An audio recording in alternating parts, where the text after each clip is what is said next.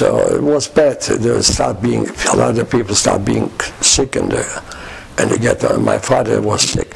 And then one night we were going there walking, and I forgot that I don't have my armband. I had a light blue armband. And it was raining, or it was cold, something like that. That was in late fall. That's cold in Poland at that time. And we stopped us. It was one of the military soldiers on the corner where he was directing traffic, because it was a very important military place where they were all being shipped out with planes and with trains, with autos and whatever they had, the tanks. So it's very basic. He's noticed that I don't have the armband, and my brother had it on. So he called me over and he says, "Why?" I says, "I had it. I didn't know that under my raincoat I had it the whole time." And he said he's going to turn me over to the Gestapo. And my brother was standing. He told him, "You go. I will take him over as soon as I'm released. I take him over to Gestapo." And my brother knew German very well, because he learned in school German and French. He talked like a Frenchman. That's how he knew French. He loved music, French music, the songs, all the beautiful songs he was singing. He had a good voice. He's tall, very good looking, just like him. That was really, he was the same size, same everything. I miss him. And he stood up for me. He said, "No, I'm not going. He has to come with me." He said, "No, if you don't go, I will shoot you." I said, "Okay, shoot me. Without him, I don't want to live." And finally he said, "Okay, go. Verfluchte Jude." You know what it says. Okay, but he says, "Next time I catch you, you go to Gestapo." So he let us go home, and we came home very late, and my parents and my family was very upset. They didn't know where we are. Finally, they were happy that we came back. My father was sick already. And then we worked on the same place, the same company, the German company. He, as a dolmetscher, he knew German and Polish and French, so he was working talking to the Germans, and whatever they said, he was talking in Polish to the Polacks, to the Polish people, call them Polacks. And he was doing well. And I worked there, but he took care of me. He always watched me. I was the younger brother. He was 13 years older than me. When I was 16, he was 29. And we worked there. We got better because we could get something from there. They gave us some food during the day, so we brought something home. And then on December 7, when the Germans declared, when the Japanese attacked December 7, they attacked Pearl Harbor, and the United States declared war against the Japanese. The Germans declared war on the United States, and also Italy was with them, a couple other smaller states, Hungary and Romania. They were all with friends with the Germans. Whatever they said, they listened to them. And they took us, came a bunch of this Gestapo, loaded us on a truck, and took us away, 400 people, took us away to Majdanek. The first thing we saw when we were coming in, Arbeit macht frei, was a sign on the top, still there probably. At Majdanek too? I thought that was just Auschwitz. Majdanek. No, it's not there anymore. Was a sign, Arbeit macht frei. It was a big tower where the soldiers were standing with the guns in case if somebody wants to escape. And I lighted up at night, it was all lighted up so they can see. And we were a few days and still in civilian clothes. But then after a few days they took us downtown, Lublin, right across the place where my father, my son, and my brother had their house. He owned a house. Right across was a place where the poor people, other things, they were taking showers there, you know, a public shower. They took us there in, and they told us, we were maybe a week already there in Majdanek. They told us to undress and take a shower. Everybody liked to take a shower. We were not too clean. And we left all the clothes. And then we came back. No more. Our clothes were gone, and they gave us these uniforms. And the uniforms were not fitting everybody. They were short people, tall people, like my brother. His pants were just like that, you know. Nothing fitted on him, but finally he had to wear it, everybody, because we didn't want to put it on. So they started hitting us. The Ukrainians were there, watching us, and they were hitting us. Everybody who didn't want to take it got hit. Did they hit you? Oh yeah, everybody, they were running around like crazy, and mach schnell, you know, and it's, make it fast, go, make it fast. Verfluchte Juden, that's always, that was the word. Even they learned how to say it, Ukrainians. And they brought us back. My sister was standing outside, we saw her. She was blonde, tall, we saw her, she was watching, she knew that we were there. And we came out, we looked at her, but we didn't want to say nothing, she looked at us and imagine.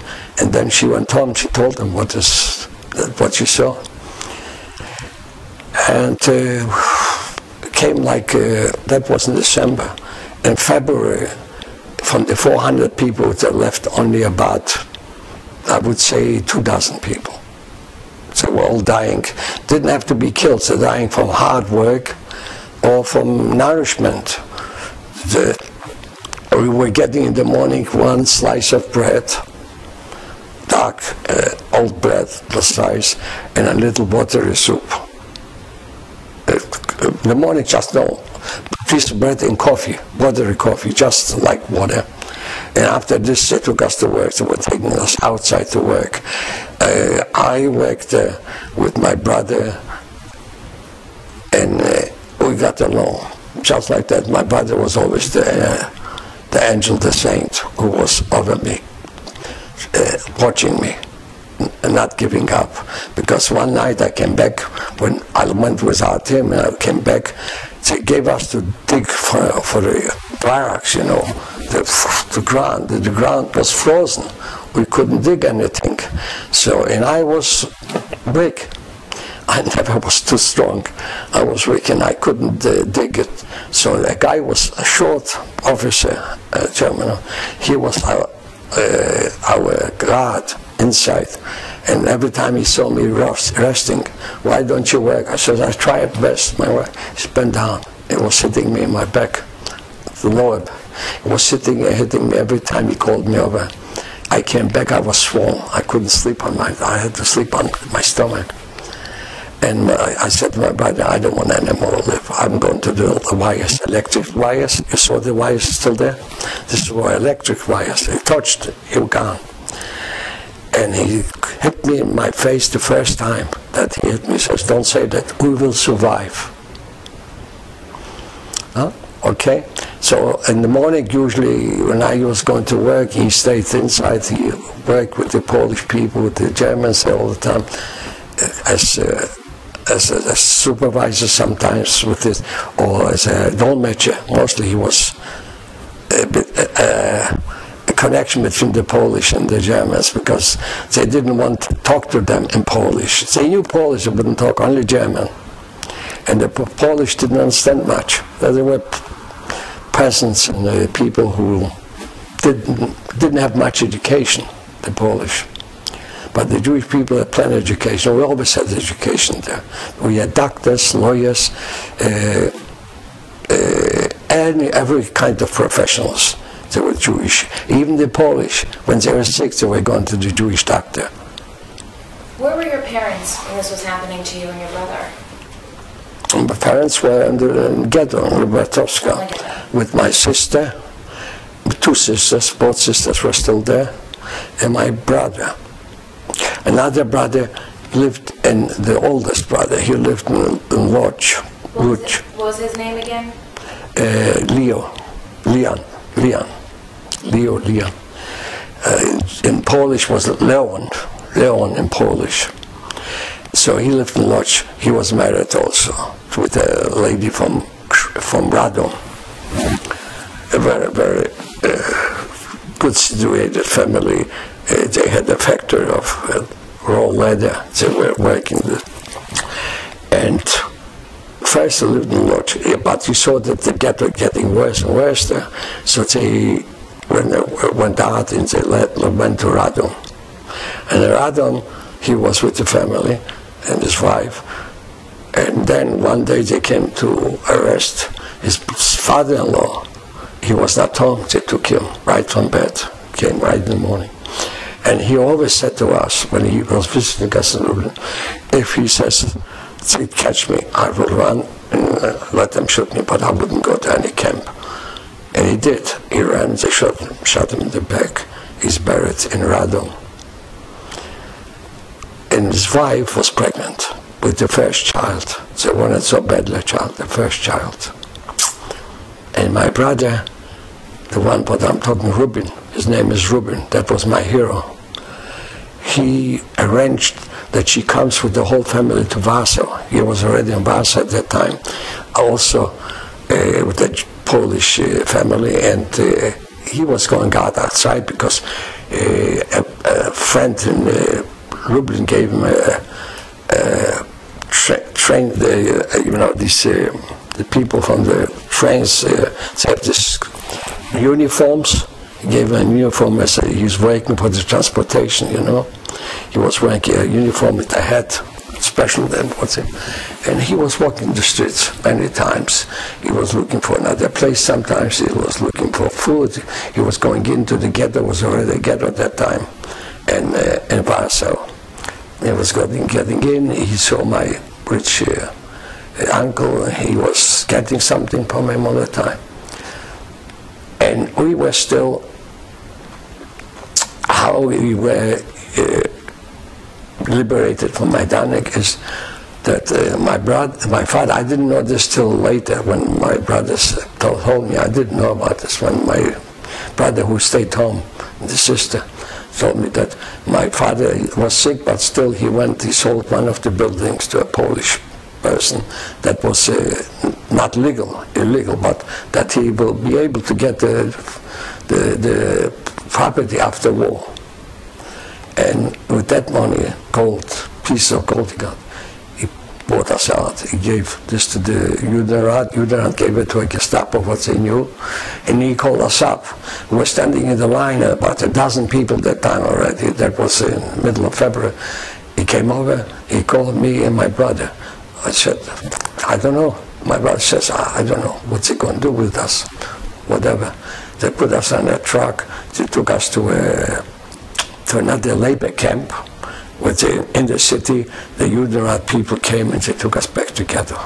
They gave us new clothes. They picked up from my family because we didn't have clothes. We had to dress the civilian clothes.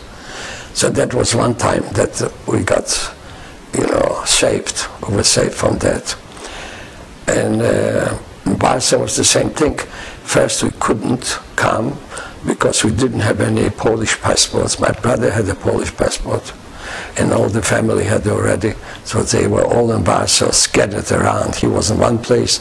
His wife, his brother's wife was in another place. And then her family was in another place. And they were paying for that big money to the Polish to keep them.